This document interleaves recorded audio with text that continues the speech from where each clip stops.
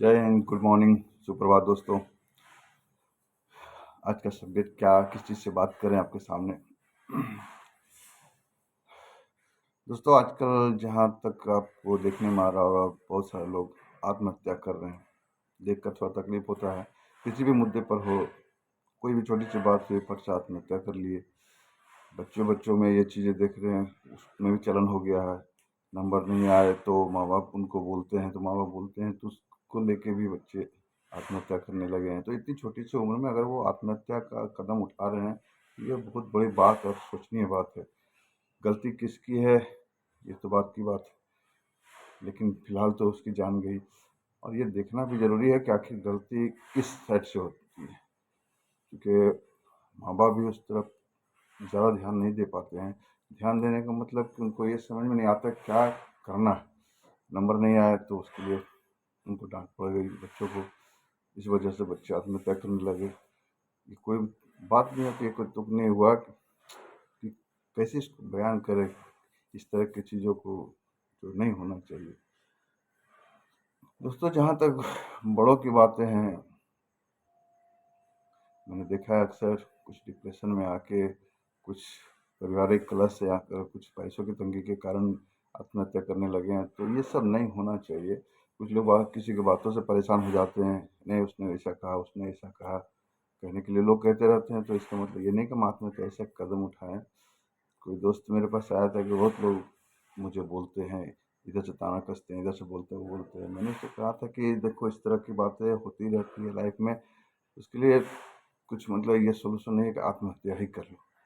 जहाँ तक मैंने देखा है, लोगों को संघर्ष करते भी देखा है, आत्महत्या करते भी देखा है, लेकिन ज़रूरी नहीं है कि आत्महत्या ही किया जाए। अंतिम विकल्प वही है नहीं, संघर्ष अंतिम विकल्प है दोस्तों। मैंने एक कहानी कहीं पढ़ी थी, कहीं एक व्यक्ति बहुत परेशान सा डॉक्टर के पास गया। बोला, डॉक्टर साहब मैं बहुत परेशान हूँ। और बोला, क्यों? बोला, मेरे घर के पिछवाड़े पे बहुत से मेढक चर आते हैं, बहुत से। तो डॉक्टर ने क्या, तो उसके ऊपर सब टर टर करते रहते हैं, तो मुझे अच्छा नहीं लगता है, मेरी नींद गायब हो गई है। तो डॉक्टर ने कहा, ठीक है ऐसा करो, मेरे प्रैक्टिकल होता है हम लोगों में, तो मेडिकल में ज़रूरत पड़ती है मेढक की, तो आप मेढक कुछ पकड़ खिला कर दो, मैं आपको पैसे दूंगा। बोला, ठीक है। तो कितने मेढक होंगे? बोला, हज़ारों होंगे, हज़ारों मेढक मैं ला के दे सकता हूँ आपको जो टर टर करते हैं। बोले, ठीक है। जब उसने कहा, ठीक है, हज़ारों मेढक लेते आना। जब उसने दूसरे दिन जब वो डॉक्टर से मिला, तो 5-6 मेढक लेके आया। तो उसने कहा, क्या इतना ही? बोला, हाँ यही मेढक, 5-6 मेढक ही डरा रहे थे, मुझे लग रहा था कि वो डरा रहे थे। तो दोस्तों, ऐसा ही है जीवन में। आपके अगल बगल में 5-6 लोग आपको बुरा बोलते हैं, आप उसे ही मान बैठते हैं कि सारे लोग मुझे बुरा बोलते हैं। इस चीज़ पे ध्यान दीजिएगा। कुछ लोग ही आपको बुरा बोलते हैं, आपके अगल बगल वाले ही, तो उसमें आप बुरा मान बैठते हैं। यदि 5% लोग आपको खराब बोलते हैं तो उसको आप मान रहे हैं, लेकिन यदि 95%, 90% लोग यदि आपको अच्छा बोल रहे हैं, उस पर आप ध्यान नहीं देते। ध्यान उस पर दीजिए, 5-6 लोग क्या कर रहे हैं उसको छोड़ दीजिए, थोड़े परसेंट को साइड करके चलिए, और जो ज़्यादा है पॉजिटिव को देखिए। पॉजिटिव को देखना ज़रूरी है, और उसी को लेकर चलिए, क्योंकि अच्छे लोग भी आपके अगल बगल में हैं जिस पे आप ध्यान नहीं दे रहे हैं। आप बुरी बातों को ध्यान पे लगा रहे हैं, जो ताने कस रहे हैं उनको ध्यान पे लगा रहे हैं, लेकिन जो अच्छा कर रहे हैं उनका आप पर ध्यान नहीं जा रहा है। इसलिए दोस्तों, इन सब चीज़ों से घबराने की बात नहीं है, और आत्महत्या ऐसा कदम कभी मत उठाइए।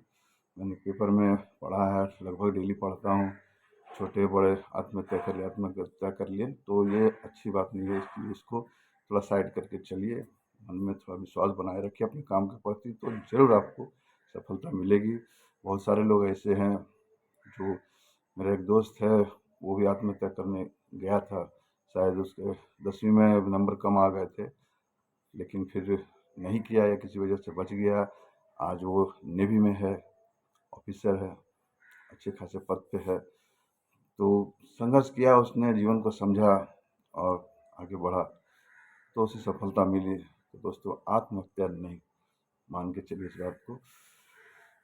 खैर दोस्तों, अब मैं, ये हो गई कहानी, थोड़ा-सा मन में इसके प्रति बोलने का मन किया, इसलिए मैं बोल रहा हूँ।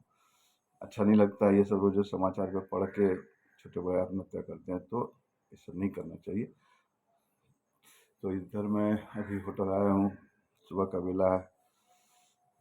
दोस्तों नींद जो है ना, मानी नींद कभी पूरी नहीं होती और 2:30 बजे 3 बजे मैं उठ ही जाता हूँ और ये रोज़ का रूटीन हो गया है, तो फिर अब ऐसा कोई फ़र्क नहीं पड़ता है। तो उतने समय में मैं उठ जाता हूँ तो ये सब काम हो जाता है, नहीं तो उसके बाद मेरे पास समय नहीं है।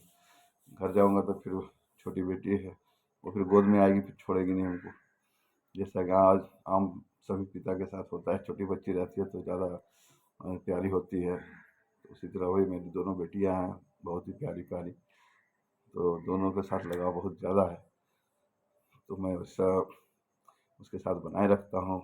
बेटियां हैं तो लक्ष्मी हैं, इसमें कोई शक नहीं और होनी भी चाहिए। तो दोनों बहुत प्यारी हैं और दोनों के साथ समान भाव भी मैं रखता हूँ। प्यार तो होना ही, पिता हूँ तो प्यार तो होना ही है। सभी पिता करते हैं बच्चों से प्यार, मैं भी करता हूँ, लेकिन इस कारण समय फिलहाल नहीं मिल पाता है। फिर रात को उठ के ही जो सब यहाँ पे आना पड़ता है तो उसके लिए तैयार होना पड़ता है, तो उतना टाइम लग ही जाता है। एक्सरसाइज करना पड़ता है तो उतना टाइम लग ही जाता है, इसलिए उतना सुबह उठता हूँ। फिर दोस्तों फिर घर जाता हूँ तो मैं बात करता हूँ। फिलहाल अभी इतना ही, बने रहिए मेरे साथ, मैं आता हूँ। हेलो दोस्तों, इस वक्त मैं आया हुआ हूँ हाउसिंग कॉलोनी में फिजियोथेरेपिस्ट के पास। मेरे जीजा की तबीयत ठीक नहीं है तो उसके लिए मैं यहाँ आया हूँ उनको लेकर। तो दिन भर जैसा कि कुछ भी नहीं हो सका, उन्हीं के पास मैं व्यस्त रहा और अभी यहाँ पर लेकर आया हूँ। ये देखिए, हड्डियों में दर्द और नसों में दर्द बहुत ही, मैंने थोड़ा क्या तो खतरनाक समझिए या तो बहुत मतलब डिफ़िकल्ट होता है। अच्छा नहीं कहा जा सकता है इसको, हल्का फुल्का ऊपरी चोट है ना, चल जाता है, लेकिन इसमें बहुत क्या बताएं, वैसा दर्द से गुजरना पड़ता है। क्योंकि मेरा भी है, तो बाएं कभी क्रिकेट खेलते वक्त उस तरह का झटका लगा था, तो बाएं साइड का मेरा जो है कमर से नीचे तक का दर्द अभी भी है, लगभग 15 सालों से है। मैंने डॉक्टर को दिखाया तो डॉक्टर बोले कि देखिए गाड़ी में 4 शॉकर होता है, 4 में यदि एक ख़राब हो जाए तो 3 शॉकर से इंसान चल सकता है। गाड़ी चल सकती है उसी तरह इंसान भी चल सकता है, तो आपका भी वही हाल है। 4 शॉकर में से 1 शॉकर आपका ख़राब हो गया, 3 शॉकर से आप चल रहे हैं, तो वही 3 शॉकर से अभी हम हैं। 1 शॉकर मेरा भी कमर का बोले ख़राब हो गया है। तो उस हिसाब से हम लोग एक समय से समझिए कि बहुत कुछ झेलते हैं, लेकिन चूँकि ज़िंदगी है तो जीना है, तो उसको आप इग्नोर नहीं कर सकते। कभी दर्द बढ़ जाता है तो उसको झेलना पड़ता है, झेलने छोड़ कर कोई उपाय नहीं। क्योंकि फिजियोथेरेपिस्ट के पास आते हैं तो वो थोड़ी महंगा इलाज है थोड़ा। डेली अगर आते हैं आप 15 दिन, 500 रुपया में सुबह शाम, 15 दिन आइए।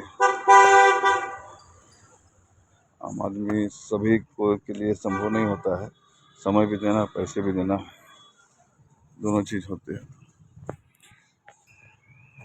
आमतौर पे देखिएगा, आम लोगों के बीच में, साधारण लोगों के बीच में बीमारी बढ़ने का मुख्य कारण जो होता है ना, वो लापरवाही। हम लोग ज़्यादातर बहुत ही लापरवाही करते हैं, ना कभी रूटीन चेकअप की ओर हम लोग ध्यान देते हैं और ना छोटे छोटे बीमारियों पर कभी हम लोग ध्यान देते हैं। अगर छोटी बीमारियां हैं तो अरे चलेगा, अरे छोड़ो ना, अरे बाद में, वो छोटी चीज़ें बाद में नासुर बन जाती है, जिसको हम लोग मतलब इग्नोर करते हैं, बाद में उसके लिए बहुत पछताना पड़ता है। मैं जानता हूँ इस बात को। इसलिए अगर इंसान रूटीन चेकअप करे, लेकिन ये भी नहीं कर सकते सबके लिए रूटीन चेकअप संभव नहीं है, क्योंकि लोग उतने जागरूक नहीं है अपने स्वास्थ्य के प्रति, बिल्कुल भी नहीं, बिल्कुल भी जागरूक नहीं है रूटीन चेकअप कराने के प्रति। इसलिए हर तरह की बीमारियां छोटी होती है और बड़ी होती चली जाती हैं, और कोई बहुत बड़ा बात नहीं है कि बड़ी ना हो। हल्का सा बुखार हुआ तो किसी चीज़ से कट गया, अरे हो टेटवे का इंजेक्शन नहीं लेंगे, वो करते करते बाद में टिटनेस का रूप ले सकता है। तो ऐसे छोटे छोटे कई चीज़ें हैं जिसको लोग इग्नोर करते हैं और वो बाद में मुसीबत का कारण बन जाती है। तो लोगों को चाहिए कि इस तरह का न हो और अपना स्वास्थ्य के प्रति सजग रहें, थोड़ा रूटीन चेकअप करें। रूटीन चेकअप में नहीं हो तो बीपी का, शुगर का, ये सब का रूटीन चेकअप जरूर करवाएं, उनके लिए बहुत अच्छा रहेगा जो इस तरह की परेशानियों से गुजरते हैं। दोस्तों, इस वक्त मैं हाउसिंग कॉलोनी में खड़ा हूँ, डॉक्टर लोग के इलाके में खड़ा हूँ। बहुत सारे डॉक्टर साहब यहाँ पर बैठते हैं, लेकिन मैं जिन्हें लेकर आया हूँ, मेरे जीजा जी की तबीयत खराब है, उनके पैरों में बहुत दर्द है, इस कारण से ड्यूटी भी नहीं कर पा रहे हैं। तो ऐसी स्थिति में मैं उन्हें यहाँ पर लेकर आया फिजियोथेरेपी के पास, और शायद उसके मसाज से कुछ ठीक हो जाए। उनको हालांकि बोला गया कि 10-15 दिन लगातार आइए तो ठीक हो जाएगा, पूरी तरह नहीं, लेकिन फिर भी कोशिश करेंगे पूरा ठीक हो जाए, तो चलने फिरने के काबिल भी अगर हो जाते हैं। अभी जैसे दर्द है तो उतना नहीं चल पा रहे हैं, तो ऐसी स्थिति में उनको बाइक से करके यहाँ पर लेके आए हैं। अभी फिजियोथेरेपी में अंदर घुसे हुए हैं, उनका अभी ट्रीटमेंट चल रहा है, तो देखते हैं कितना आराम हो सकता है। और चूँकि परेशान है, सुबह ड्यूटी नहीं जाएंगे, दिन भर ड्यूटी अगर नहीं होगा तो कितने दिनों तक आदमी बिना ड्यूटी के रह सकते हैं। काम तो करना ही है, और ऐसी स्थिति में काम ना हो तो नुकसान अपना ही होगा। तो चाहता हूँ थोड़ा सा ठीक हो जाए, तो उनका कम से कम चलना फिरना ठीक से हो पाए। और लोग होता है काम, कम से कम अपना तो नित्य क्रम तो अपना ठीक से जा सके करने के लिए, लेकिन वो भी नहीं हो पा रहा है फिलहाल। बहुत जो है थोड़ा सा ख़राब कंडीशन हो गया उनका, इसलिए हम लेके आए हैं यहीं पर फिजियोथेरेपी के पास। 15 दिन तक लगातार इनको आना है, तो और भी पहले भी करवा चुके हैं इस तरह का। तो अभी देखते हैं, पहले निकलते हैं, उसके बाद उनका देखते हैं स्थिति क्या है। आराम है तो ठीक है, और उम्मीद है कि आराम हो ही जाना चाहिए, क्योंकि फिजियोथेरेपी में कुछ आराम मिला था पहले, आज भी आराम अगर मिल जाए तो बढ़िया बात है। तो दोस्तों, यहाँ से निकलते तो फिर बातें करते हैं आपसे। अभी फिर आप हाउसिंग कॉलोनी में अभी खड़े हैं, बने रहिए मेरे साथ, फिर हालात का थोड़ा जायज़ा लूँ, फिर खबर करूँगा आपसे। ठीक। और दोस्तों, ये हाउसिंग कॉलोनी का मोहल्ला है, ये देखिए डॉक्टर गली एक तरह से कह सकते हैं, ज़्यादातर डॉक्टर ही यहाँ पर हैं। हेलो दोस्तों, जैसा कि आपने देखा कि जीजा जी की तबीयत खराब थी, तो मैं उसी में व्यस्त रहा दिन भर, और को लेकर फिजियोथेरेपिस्ट के पास गया था। वहाँ ट्रीटमेंट हुआ तो कुछ ठीक ठाक, कोई हल्का फुल्का भी कुछ आराम है। रात को 9:30-10 बजे करीब वापस आए, और फिर आने के बाद फिर उनको घर पहुँचा के फिर तब हम अपने घर आ गए। और ज़्यादा कुछ दिन भर में कुछ ज़्यादा व्यतीत हुआ नहीं। तो अभी अब खाना वाना खा के जा रहे हैं सोने के लिए। तो आपको मैं इतना ही कह रहा हूँ, गुड नाइट, शुभ रात्रि। आप भी सोइए, आराम से सोइए, सुबह फिर बात करते हैं, देखते हैं कल का दिन कैसा रहता है। ठीक है, अभी और ज़्यादा नहीं बोलूँगा, अब एक ही बार कल बोलेंगे सुबह में। तो फिर आता हूँ, बने रहिए मेरे साथ, चैनल को मेरा सब्सक्राइब कीजिए, लाइक कीजिए, शेयर कीजिए, और जितना ज़्यादा से ज़्यादा हो सके मेरा सपोर्ट कीजिए। कल मिलते हैं, फिर से आता हूँ।